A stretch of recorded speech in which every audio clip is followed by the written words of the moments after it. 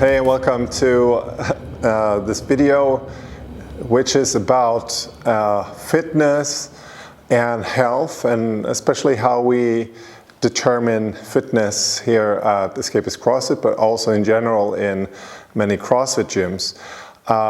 One very common question or thought people have is that they want to know what fitness is. And we think there's just misunderstanding and there's lack of knowledge about what is fitness really about and what is health really about. Now, in CrossFit, fitness actually equals health. And we have a definition for what fitness is and what health is. So what is health? Well, that's our capacity to live. And when we talk about capacity in what? Well, capacity in doing everything, right? Anything that the human body is able to do. And the CrossFit definition for that is work capacity,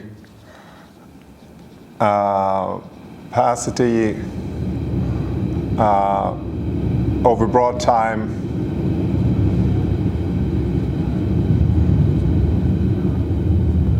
and modal domains.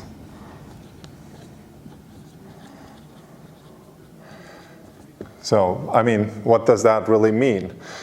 That means we should be able to take anything out from fitness, movement. For example, we could say a very common thing is obviously running. And we try to define running. And we define what's the fastest 100-meter sprint you can do. This is going to be very close to your 100% capacity in your max output. And we compare this to your 10-kilometer run, which is not going to be 100% power output, even though you get exhausted. But that's going to be about maybe 40% of your max output in speed.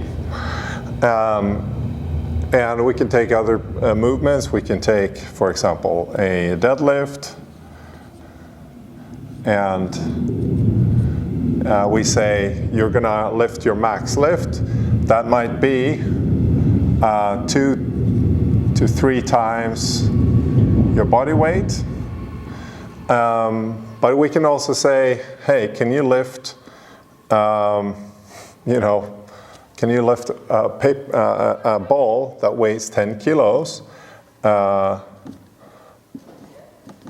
Or can you lift just a bag, one-time bag lift? That's obviously not going to be close to your max capacity if this is your 1 rep max, but if lifting a bag is the maximum you can lift, then we kind of know a bit where you might be. We also have other things that we can measure except for just performance, but what about our performance inside our body? For example, let's take our heart rate. So your pulse, we say your resting pulse is, we can take mine, about 35 to 38. And we can take someone who might have between 90 and 100 instead. And these could be different persons. It could be the same person, depending on what they're doing. But we say this is now for resting heart rate. We can take other measurements too. We can look at body fat. And same here again. We can take somebody who is, let's say, 10% body fat. And we can take someone who is 40% body fat. In all these examples, I'm just going to change this one. We take the 100-meter sprint, which is 100% output. somebody runs that in 10 seconds, and we have another person doing the same thing, and he runs this one in 20 seconds. And we take the 1K that we talked about, and we have one person running that in, let's say, 35 minutes. And then we have somebody else who runs 1K in about, let's say, 75 minutes. In all these cases, we have, obviously this person is always going to be fitter, the top one here, right? And there's probably going to be a correlation here, and this is where we bring in our sickness, wellness, and fitness continuum. So think about continuum, looks like this. Over here we have fit, super health, and in the middle we have wellness. And over here we have sickness. And if we take those things that we talked about before, we take somebody who's running super fast, he's going to score up here. Somebody who lifts very heavy is going to score up here. And then we start to chart out all these things like body fat, for example, it's also going to be up here. It's going to be very hard for somebody who has a body fat of 40% to be running very fast. It's probably going to be impossible. So this is why everything is connected, and this is also what creates this full spectrum of health. And just like we posted out there, we want to know our work capacity over modal domains. We checked out the modal domains, but we also want to see them over time. So one thing that we can do, we can map out all our parameters over time.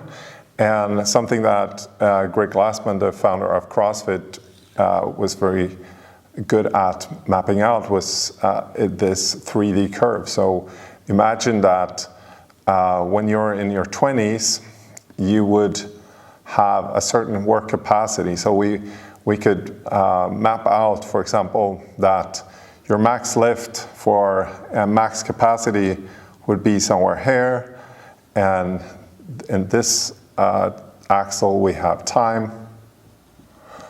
So here we have output.